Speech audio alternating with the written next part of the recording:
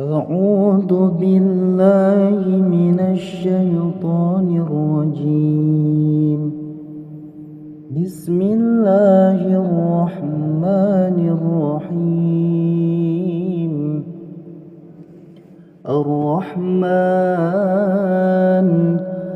علم القرآن خلق الإنسان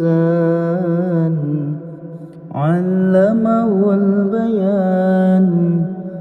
الشمس والقمر بحسبان والنجم والشجر يسجدان والسماء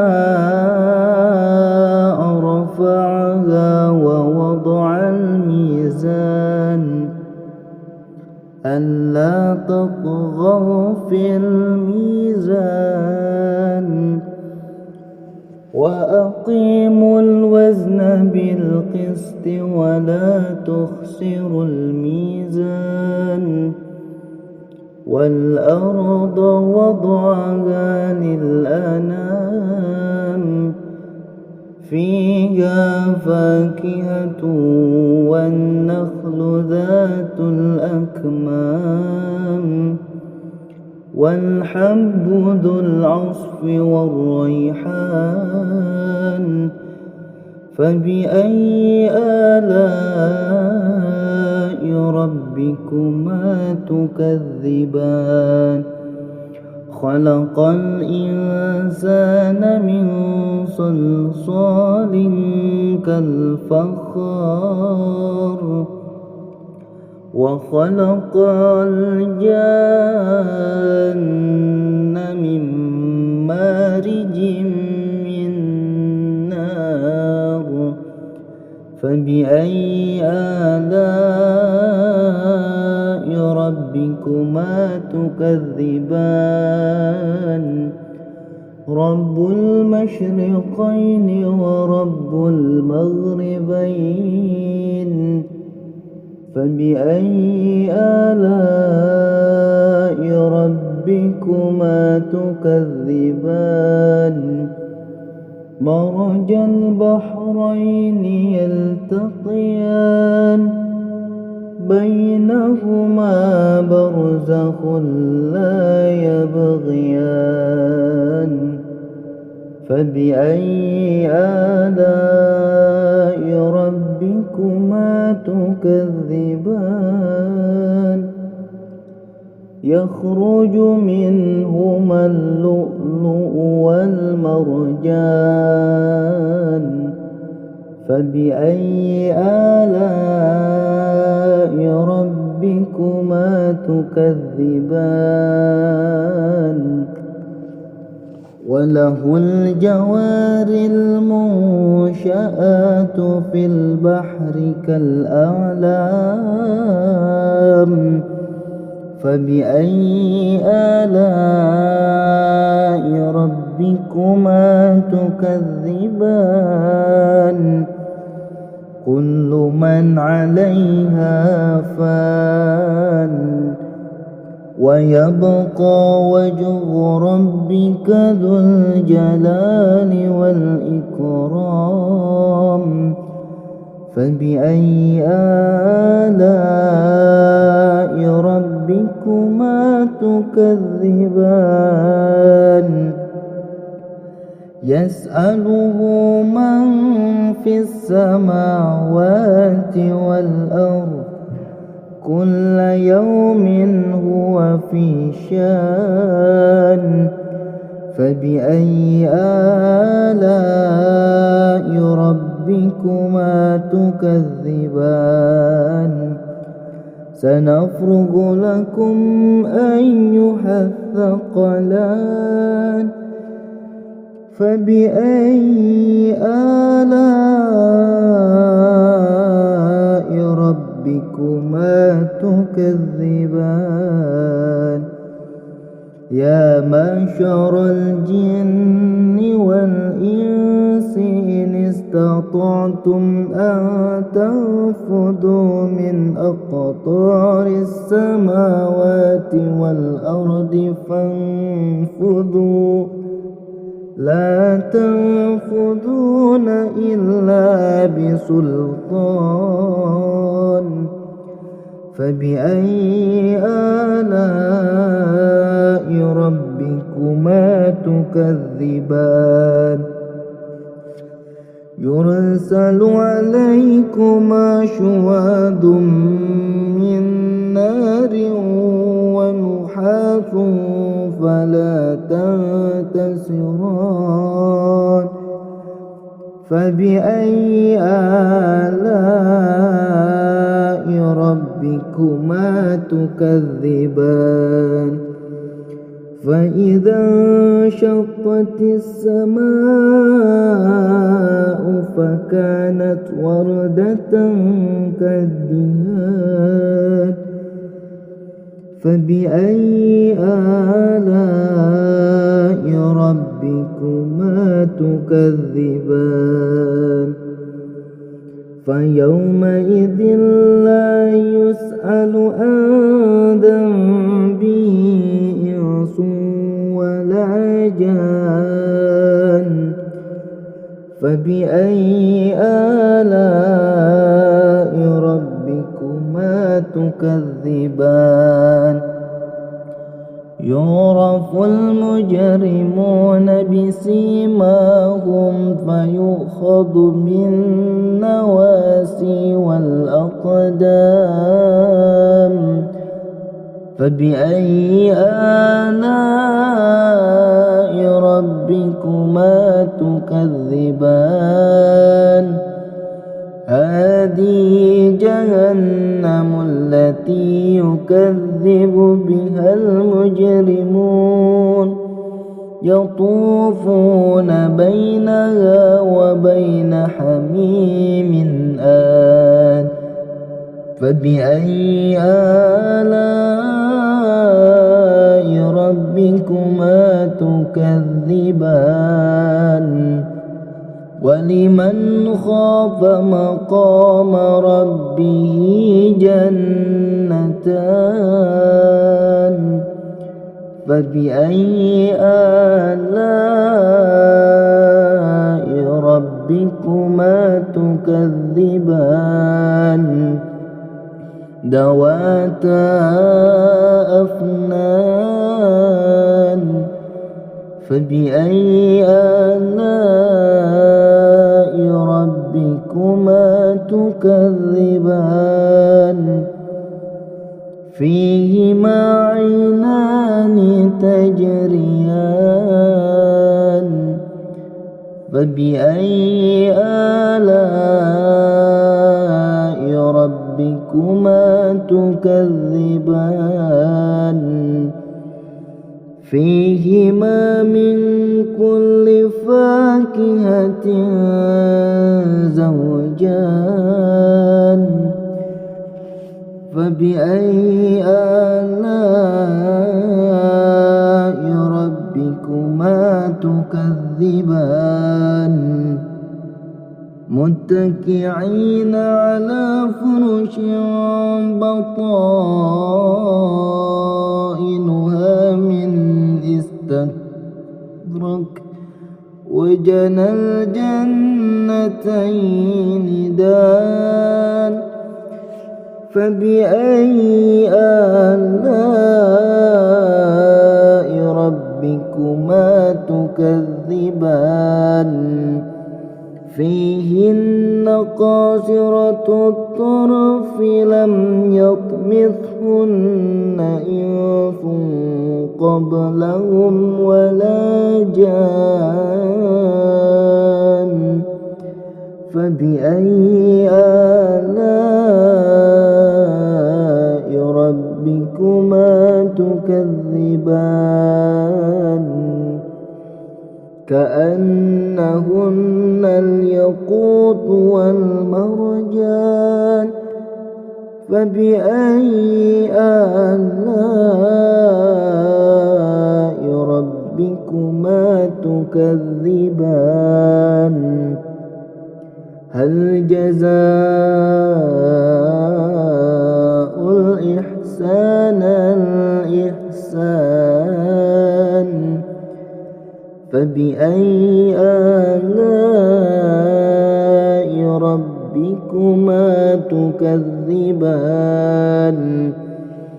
ومن دونهما جنتان فبأي آلاء ربكما تكذبان مدهامتان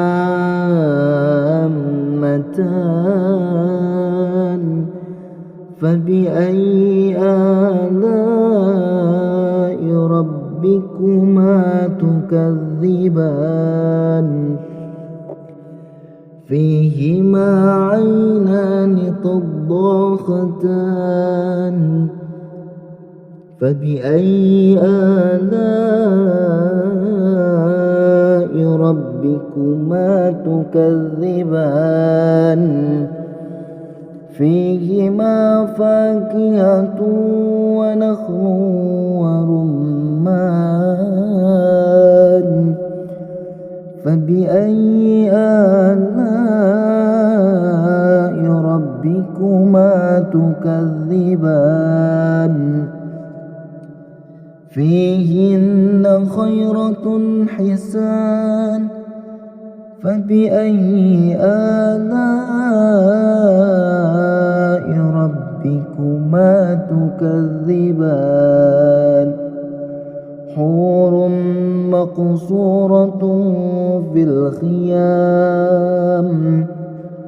فبأي آلاء ربكما تكذبان لم يطمثهن إنس قبلهم ولا جان فبأي آلاء ربكما تكذبان متكئين على رفرف خضر وعبقري حسان فبأي آلاء ربكما تكذبان تبارك اسم ربك ذي الجلال والإكرام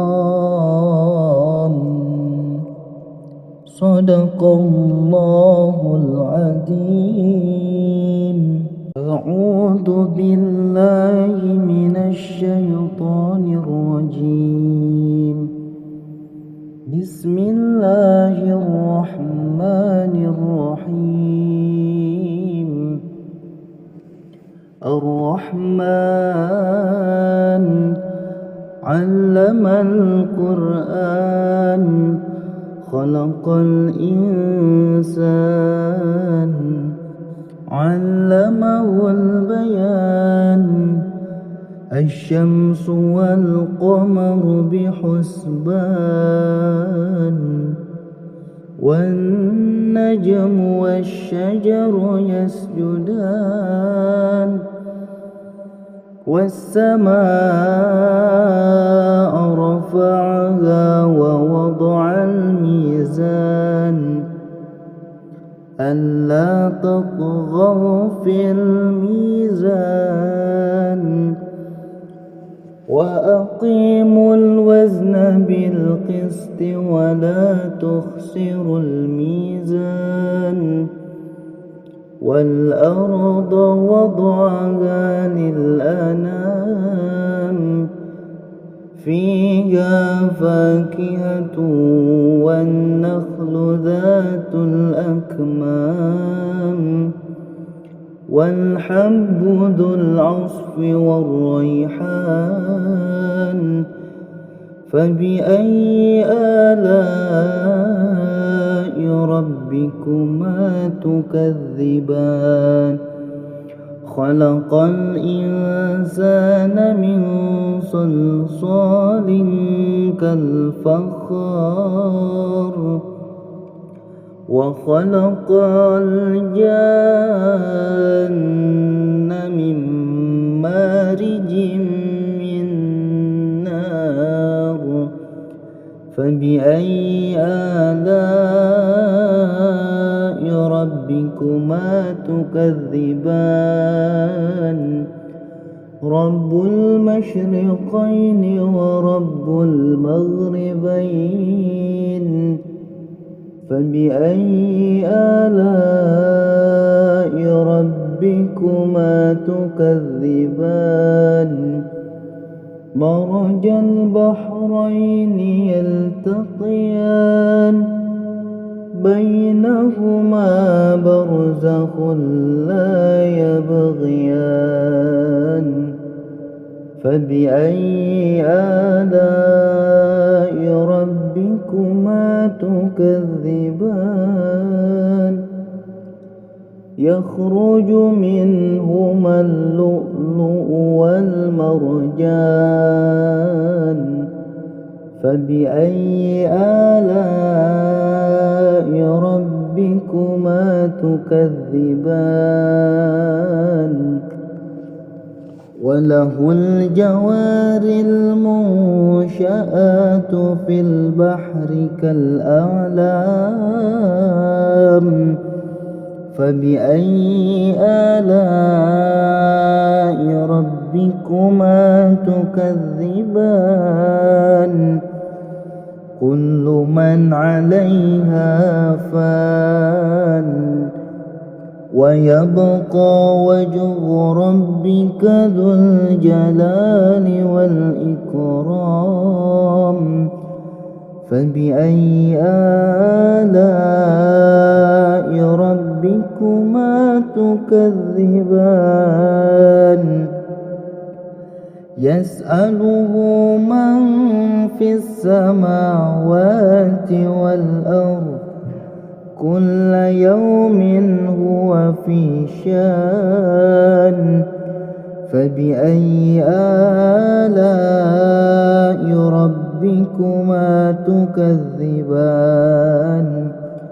سنفرغ لكم أيها الثقلان فبأي آلاء ربكما تكذبان يا معشر الجن والإنس إن استطعتم أن تنفذوا من أقطار السماوات والأرض فانفذوا لا تنفذون إلا بسلطان فبأي آلاء ربكما تكذبان يرسل عليكما شواظ من نار ونحاس فلا تنتصران فبأي آلاء ربكما تكذبان فإذا انشقت السماء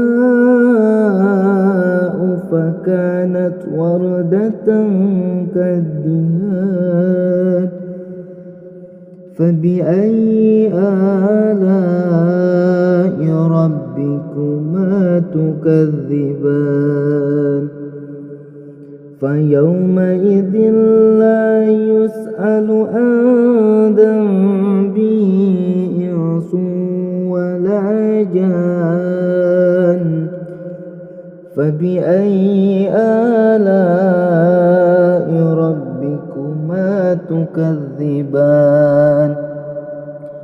يعرف المجرمون بسيماهم فيؤخذ بالنواسي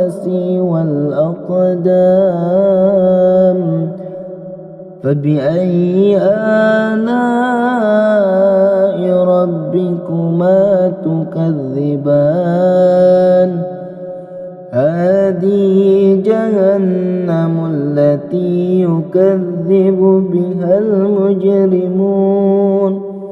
يطوفون بينها وبين حميم آن فبأي آلاء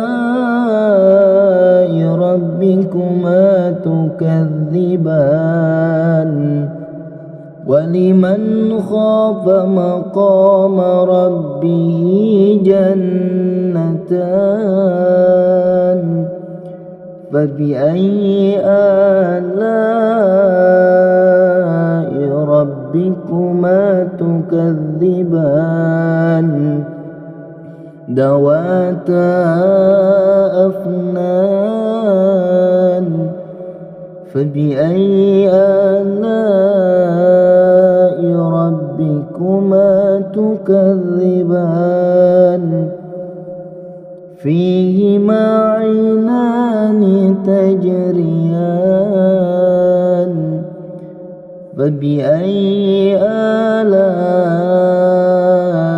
ربكما تكذبان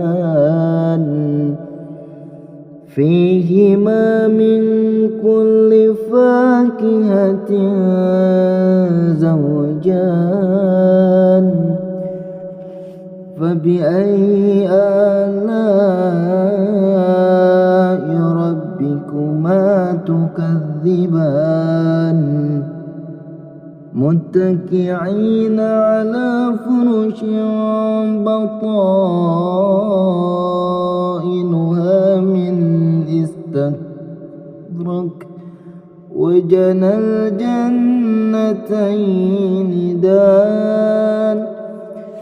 فبأي آلاء ربكما تكذبان فيهن قاصرات الطرف لم يطمثهن إنس قبلهم ولا جان فبأي آلاء ربكما تكذبان كأنهن الياقوت والمرجان فبأي آلاء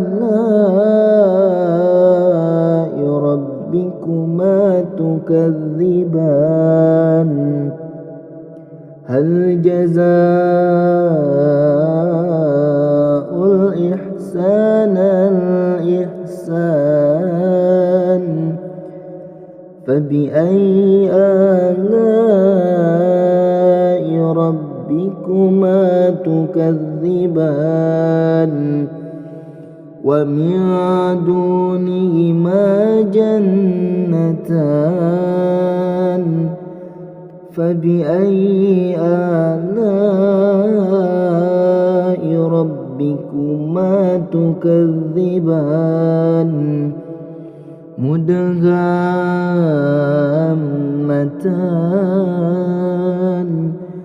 فبأي آلاء ربكما تكذبان فيهما عينان تضاختان فبأي آلاء ربكما تكذبان فيهما فاكهة ونخل ورمان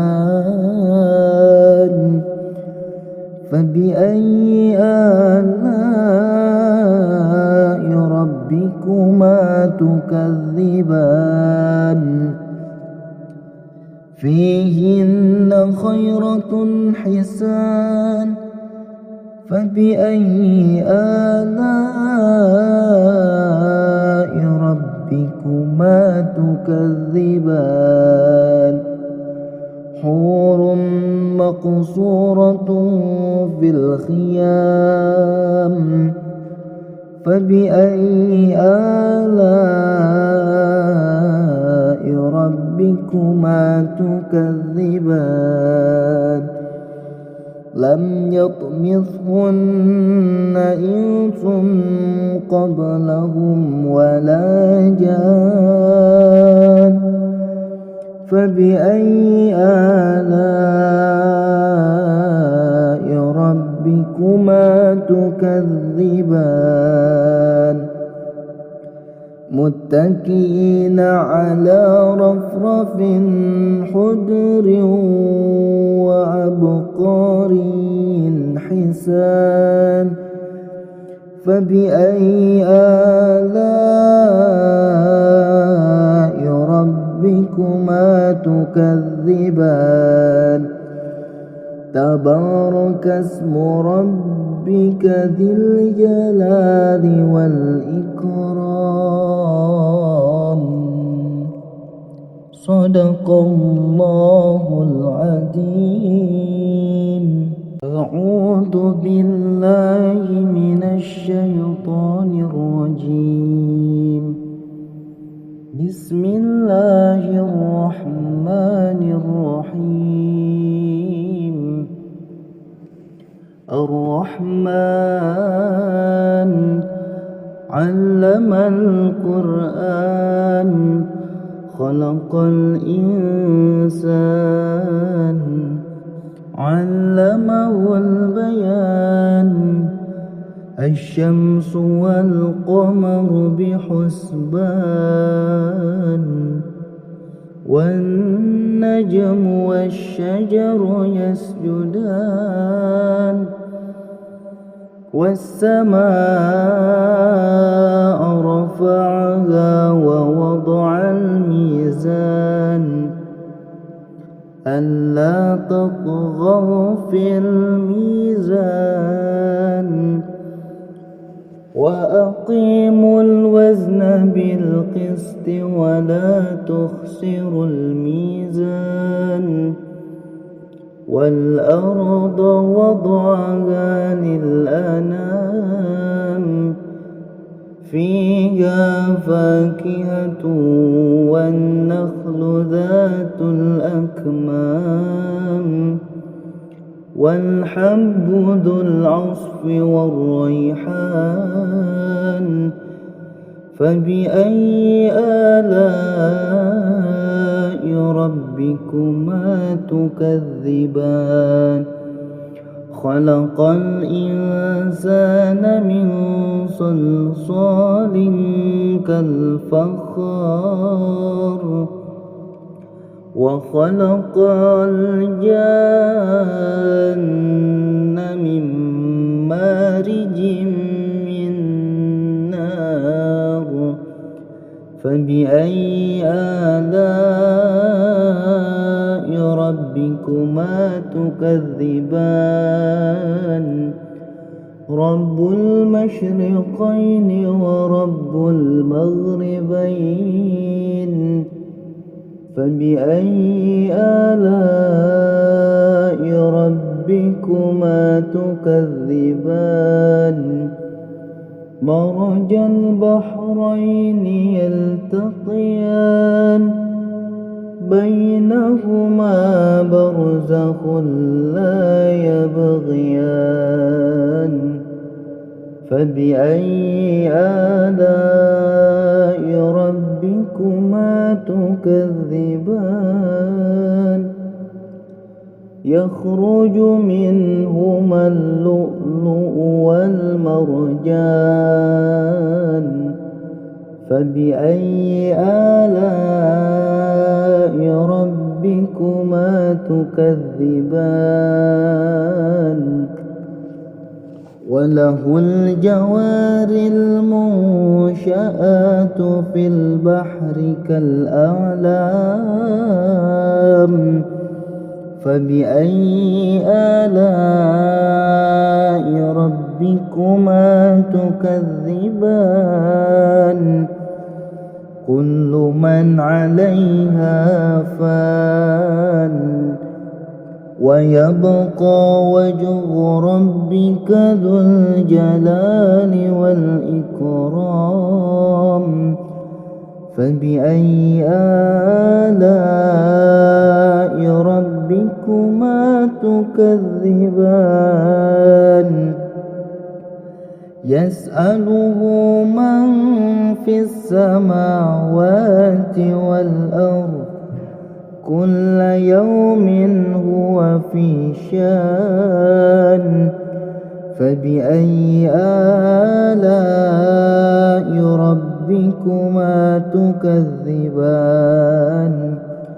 سنفرغ لكم أيها الثقلان فبأي آلاء ربكما تكذبان يا معشر الجن والإنس إن استطعتم أن تنفذوا من أقطار السماوات والأرض فانفذوا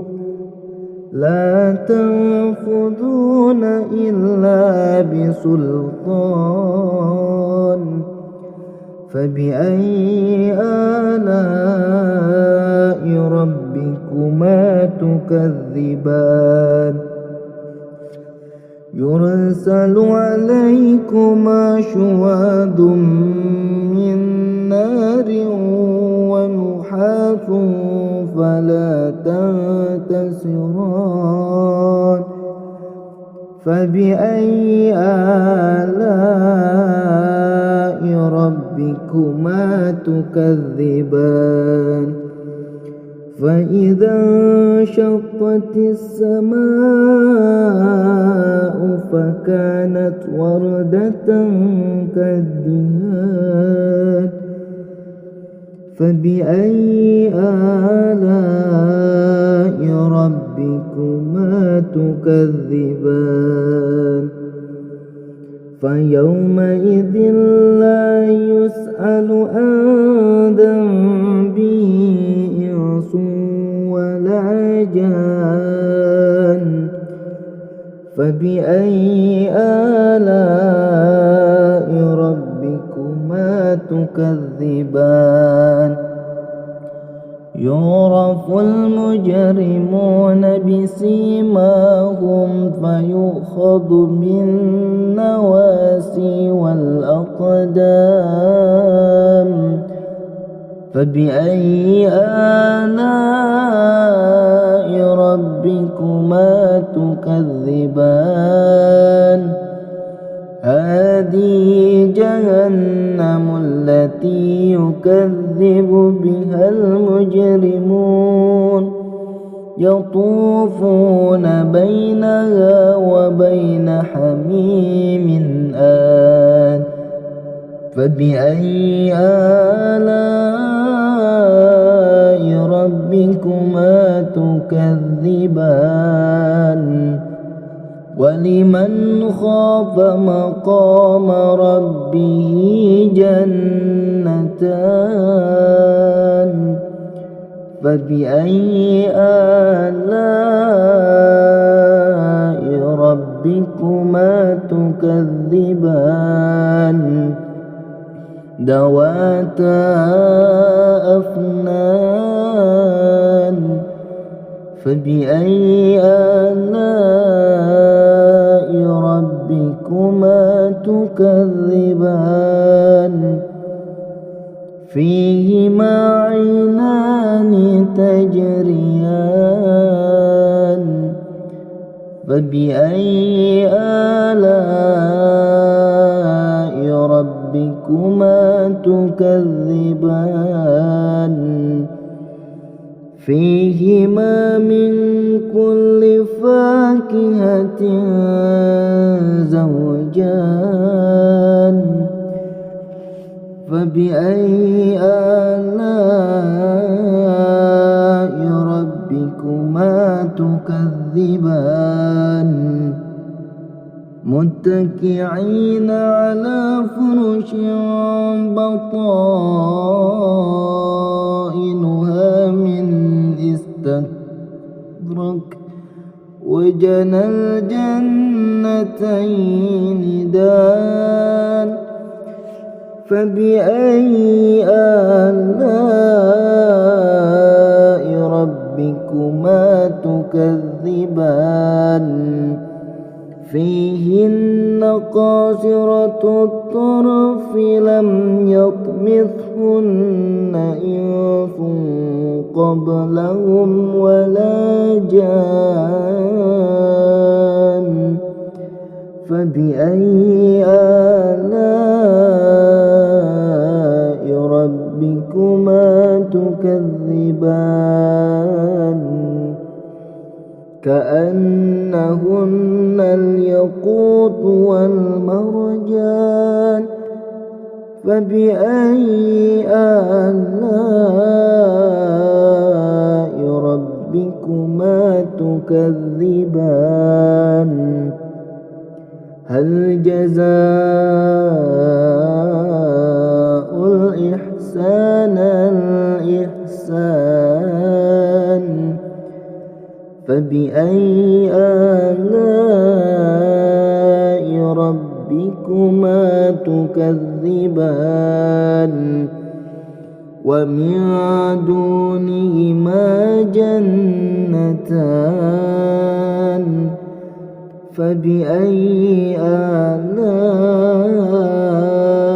ربكما تكذبان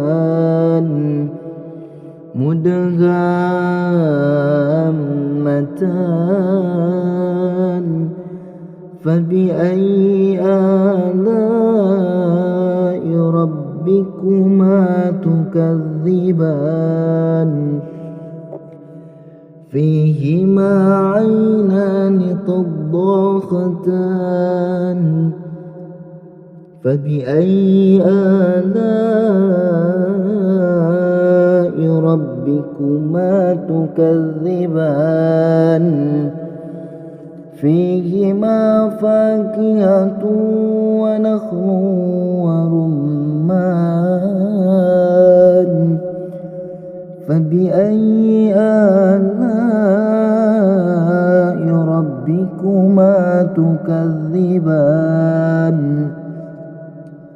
فيهن خيرة حسان فبأي آلاء ربكما تكذبان حور مقصورة في الخيام فبأي آلاء ربكما تكذبان لم يطمثهن إنس قبلهم ولا جان فبأي آلاء ربكما تكذبان متكئين على رفرف خضر وعبقري حسان فبأي آلاء ربكما تكذبان تبارك اسم ربك ذي الجلال والإكرام صدق الله العظيم.